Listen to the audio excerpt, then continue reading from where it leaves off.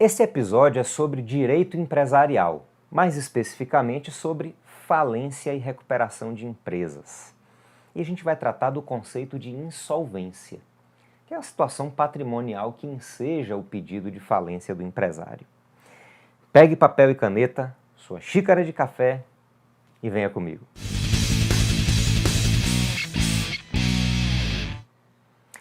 Meus amigos, diferentemente do que ocorre no direito penal, em que a responsabilidade é pessoal, nos direitos civil e empresarial, o que responde pelo inadimplemento das obrigações é o patrimônio do devedor e não a sua própria pessoa.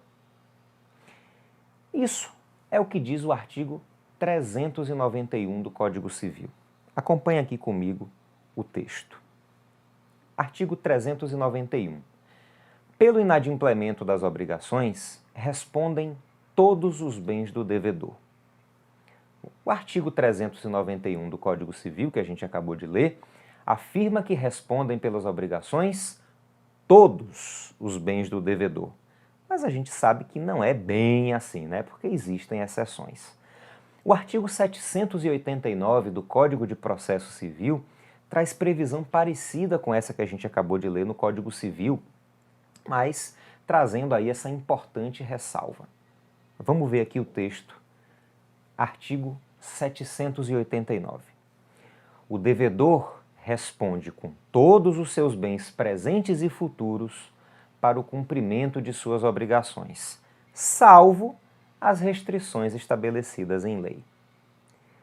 Bom, há várias exceções previstas em uma infinidade de leis especiais, mas o próprio CPC apresenta um rol extenso de bens impenhoráveis nos artigos 832 e 833, confirmando a ideia de que nem todos os bens do devedor respondem por suas dívidas. Dito isso, a gente pode afirmar que, como regra, o devedor responde por suas obrigações com o seu patrimônio, excetuados os bens indicados na lei. Muito bem. Se o devedor responde com seu patrimônio, a gente precisa entender o que é patrimônio, não é não? Bom, o conceito está no artigo 91 do Código Civil, cujo texto a gente lê agora. Artigo 91. Constitui universalidade de direito o complexo de relações jurídicas de uma pessoa dotadas de valor econômico. Meus amigos, o patrimônio de uma pessoa, seja ela natural ou jurídica, é o seu complexo de relações jurídicas dotadas de valor econômico. Embora na linguagem do dia a dia a gente pense em patrimônio como sendo um conjunto de coisas que a pessoa tem, a casa, o carro, o dinheiro no banco, né, o barco, enfim, na verdade o conceito jurídico de patrimônio é muito mais amplo. O patrimônio de uma pessoa é composto pelas coisas de que ela é dona, claro, mas também pelos bens incorpóreos e direitos que titulariza. Um direito, você sabe, não tem existência física, mas integra o patrimônio. Mas também, olha, pelas obrigações e ônus de que ela é devedora. Percebe então que esse complexo de relações jurídicas engloba as situações jurídicas ativas, ou seja, os bens e direitos, mas também as situações jurídicas passivas, ou seja, as dívidas que a pessoa tem. Daí a gente poder falar que o patrimônio é composto pelo patrimônio positivo ou patrimônio ativo, ou simplesmente ativo, e pelo patrimônio negativo ou patrimônio passivo, ou somente passivo. O patrimônio ativo é o conjunto de tudo aquilo que a pessoa pode exigir, e o patrimônio passivo é o conjunto de todas as obrigações a que a pessoa está sujeita. Quando a gente faz o levantamento do patrimônio da pessoa, a gente precisa levar em consideração seu patrimônio ativo e seu patrimônio passivo. O resultado dessa operação matemática, que na verdade é uma operação contábil, né, para ser mais exato, é que vai nos dizer qual é o patrimônio líquido dessa pessoa. Agora, pense aqui comigo. Se o patrimônio líquido de uma pessoa é positivo, ou seja, se a soma de seus bens e direitos for maior do que suas obrigações e ônus, significa que, se todos os credores executassem ao mesmo tempo, ela teria condição de pagar todas as dívidas, certo? Por isso, faz sentido que cada credor execute individualmente seu crédito, mesmo que faça isso em litisconsórcio. Por outro lado, se o patrimônio líquido for negativo, isso significa que a pessoa tem mais dívidas do que bens e direitos para efetuar o pagamento. Em outras palavras, meus amigos e minhas amigas, essa pessoa não tem patrimônio suficiente para pagar integralmente a todos os seus credores, o que leva o Estado a interromper todas as execuções individuais, reunir todos os credores em concurso, afastar o devedor da administração de seu patrimônio, liquidar seus bens e direitos e, com o resultado dessa liquidação, pagar a esses credores o maior valor possível, de acordo com uma ordem pré-definida aí a partir de critérios considerados os mais justos pelo legislador. É exatamente nisso que consiste o processo de falência. Um concurso de credores que executam conjuntamente seus créditos contra um devedor insolvente. A insolvência, meus amigos, é exatamente esse estado da pessoa que tem em seu patrimônio mais dívidas do que direitos. Ou seja, insolvente é a pessoa física ou jurídica cujo patrimônio é negativo. Meus amigos, segundo aponta a doutrina empresarialista, para que se fale em falência, é necessária a presença de 3 requisitos, ou 2 pressupostos materiais e um pressuposto formal. Os pressupostos materiais, como eu disse, são 2. O pressuposto material subjetivo é ser o devedor em questão empresário abrangido pelo regime jurídico falimentar. Se o devedor não for empresário ou for empresário excluído do regime jurídico falimentar, aquele rol que consta no artigo 2º da Lei de Falências e Recuperação de Empresas, a Lei 11.101 de 2005, não há que se falar em falência. Nesse caso, o concurso de credores vai seguir o procedimento do CPC de 1973, por disposição do próprio CPC de 2015, como a gente viu no vídeo sobre concurso de credores.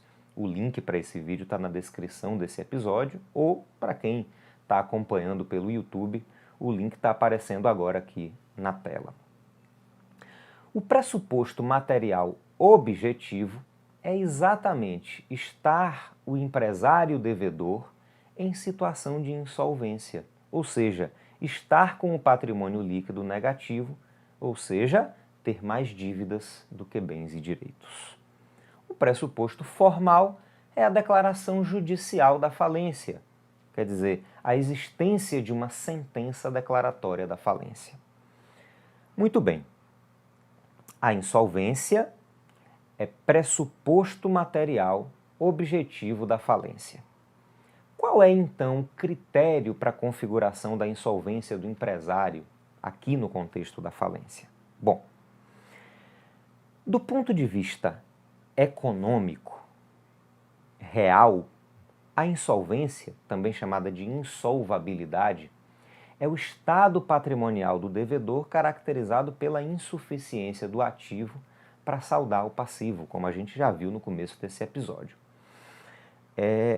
Ocorre, meu amigo e minha amiga, que é um requisito para o pedido de falência, a demonstração da insolvência do empresário, como a gente também já viu no episódio de hoje. Se a lei exigisse que o credor demonstrasse a insolvência econômica do devedor, seria praticamente impossível o pedido de falência pelo credor. Você se lembra das aulas de direito societário que os registros contábeis do empresário gozam de proteção jurídica. Esses registros, salvo naqueles casos em que o empresário é obrigado a publicar seus resultados contábeis, são guardados a sete chaves. São informações sigilosas, né, que não estão facilmente disponíveis para qualquer um que queira ter acesso a elas. Agora, imagine se o credor somente pudesse pedir a falência se conseguisse demonstrar, comprovar a insolvência econômica do devedor. Ele precisaria ter acesso aos balanços e aos registros contábeis, o que seria muito difícil na grande maioria dos casos. E é exatamente por isso que o legislador não adotou como requisito para o pedido de falência a demonstração da insolvência econômica, e sim o da insolvência jurídica, que é um pouco diferente da econômica. Vamos entender um pouquinho melhor o que é a insolvência jurídica.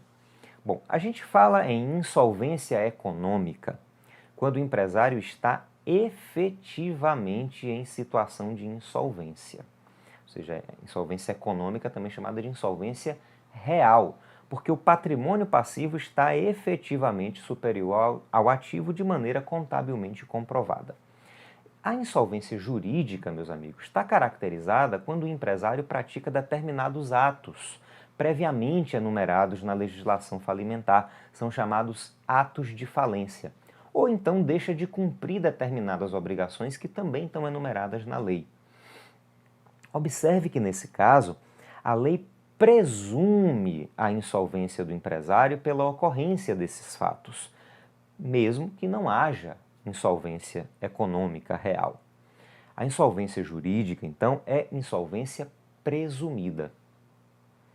Rubens Requião, um dos maiores empresarialistas que o Brasil já teve, identificava a existência de 4 sistemas para a determinação da insolvência do empresário.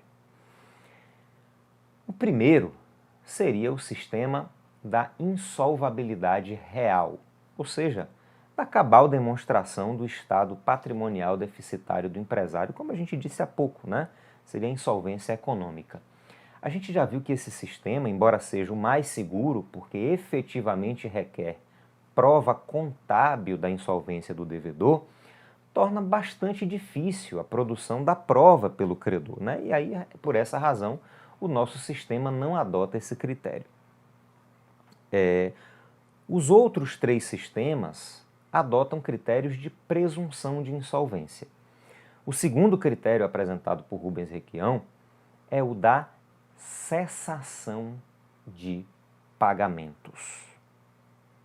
Aqui, para a insolvência do devedor ficar caracterizada, basta ele parar de pagar as dívidas, assim de uma maneira geral. Bom, se o devedor parou de pagar suas dívidas, presume-se que está insolvente. Assim como o sistema da insolvabilidade real, o sistema da cessação de pagamentos não é adotado na lei falimentar. Sobram, então, meus amigos, 2 sistemas, ambos adotados pela Lei 11.101 de 2005. O terceiro sistema de que a gente está falando é o sistema da impontualidade injustificada.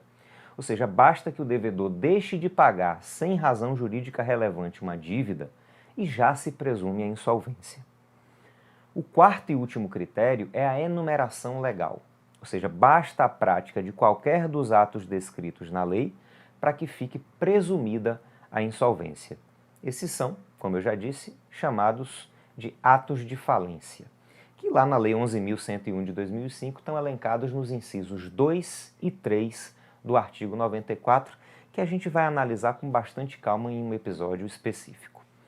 Perceba então, meu amigo e minha amiga, que bastam a impontualidade injustificada ou a prática de algum dos atos de falência elencados na Lei 11.101 de 2005 para que fique caracterizada a insolvência jurídica ou presumida do empresário e possa o credor ajuizar o pedido de falência. Ok? Nos próximos episódios de direito falimentar, a gente vai continuar analisando uma a uma essas hipóteses de insolvência. Se você quiser receber um arquivo em PDF com os infográficos e a transcrição dos dispositivos que a gente abordou aqui, é só clicar no link que está na descrição desse episódio, tá? Não deixe de indicar esse canal ou podcast para seus amigos e colegas, né? Deixe sua curtida, seu comentário, para a gente saber como é que você está se virando aí, o que é que você está achando do nosso conteúdo, tá bom? Eu espero você no próximo episódio. Um grande abraço e sapere aude!